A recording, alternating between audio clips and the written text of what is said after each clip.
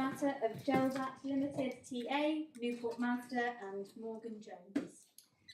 May it please your lordships. Yes, Miss Ling. I'm Miss Ling, appearing for the respondent in this appeal. My learned friend Mr. Walters appears for the claimant. My lord, out of courtesy, I'd like to just update you as to what's been happening behind the scenes. I am told that settlement discussions have been ongoing, but that it's unlikely that anything could be finalised in the sort of adjournment that I might have asked your lordships for. In those circumstances, whilst it's highly unsatisfactory, and I do apologise, the only appropriate course of action seems to be to go ahead, unless your lordships have any contrary view.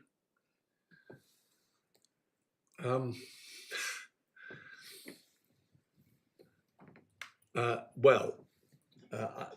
the moment, I can't. My lords may think of things that I haven't thought of, but I'm inclined to agree with you. We can't assume the settlement will happen.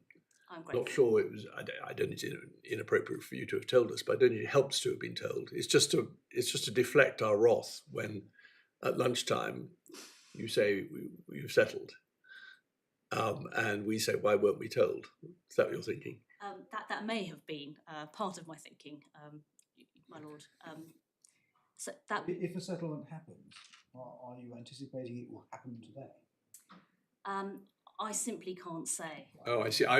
Yes, I perhaps read too much into it. I thought it was actually, as it were, going on outside. Well, but it is. I mean, it is going on behind, not literally outside, but behind the scenes as we speak. But the situation that I cannot say that terms of settlement will be signed off today. That's the position that I'm in, my lords. And you're not, and I can't. There's no point pressing you, I suppose. There are situations where you are sufficiently confident a settlement has been reached, even though it hasn't been, the I's haven't been dotted and the T's haven't been crossed, where you can say, why didn't you just adjourn it? But you're not in that situation. The situation... I'm not asking for any details, of course. The situation is that a figure has been reached in principle, but the formalities haven't been complied with. There are no terms of settlement that have been drafted. And I'm not confident that, certainly if I were to ask you for an hour, that could be achieved in an hour at all. I don't think that could be achieved. Well, I think, thank you for telling us this. Perhaps I will just rise and have a word with my lords. Anything else you want to ask, David? It's interesting that once a case of this kind gets to this court, if you have agreed a figure, and particularly given what Lord Justice Snowden ordered about costs, so that's not an issue. It's difficult to see what other bells and whistles there are. I mean, the result of this appeal is either that the appeal's dismissed, or that the appeal's allowed and something else is done. But if two parties, both of full capacity, reach an agreement that the appeal should be dealt with by the respondents paying £X to the claimant, there's not much more to be said, is there? Well, I suppose, my lord, there are always disclaimers in any terms of settlement. Well, there'll be boilerplate stuff, of course. Yes. But if it really is just boilerplate stuff, I think many people take the view the case has in practice settled. I take the point in law it hasn't settled until it's signed, but in terms of a practical decision about what to do with the court's resources, well, I think we will. Mr. Walters, is there anything you want to say? Again, it goes without saying Ms. Ling hasn't told us anything about figures, and nor should you, but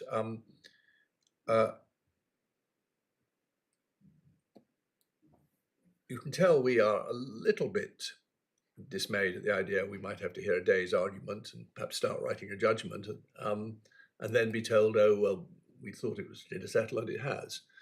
Well, I agree with that, and I would be equally frustrated if that were the situation myself. I'm not as pessimistic as my learned friend is about getting this behind the scenes over the line. It's not an issue now about figures. And you may have gleaned that my client has insurance protection, and it's simply notifying the insurers. Can I ask you this? If we were to hear this appeal, how long will it take? Will it take all day? I would imagine that I would speak for about 2 hours. So it probably would take all day, most of the day at any rate. Yeah. So I'm just waiting for my instructing solicitor to get the approval from the solicitors. I'm not waiting for the client, I'm waiting for the Approval from the insurance solicitors, you mean? No. My client has legal expenses insurers. And Yes. just as a matter of courtesy, if nothing else, wants to inform them of what his client's position is. He doesn't need, I don't think he needs their approval for it. But the last communication I had with him 5 minutes ago is he was just about to contact the insurers to tell them. So effectively, we are agreed. And all it requires is the mechanism to put that in writing. I don't see what the difficulty with that is, quite frankly. Well, Ms. Ling, if that's really the position that, there's two things. One, I don't know the arrangements well enough, but I'm assuming Mr. Walters is right, that there's a merely courtesy or obligation to tell the legal expenses insurers. And two, there is an agreement reached in substance, but merely not reduced to writing. We really are there, aren't we? Well, my lord, if that is your view, then of course I'm in your hands. Yes, okay. I'm not able to comment further on the arrangements. No, with no, well, of course you insurers. aren't, no. I suppose that there's many, as of an I abundance know, of of caution, course, there's let's- many a slip, and we all know things that 99% there, but actually there turns out to be a problem about this and so on. Okay, I think we will rise. I think we've discovered all we can discover. Court rise to favour.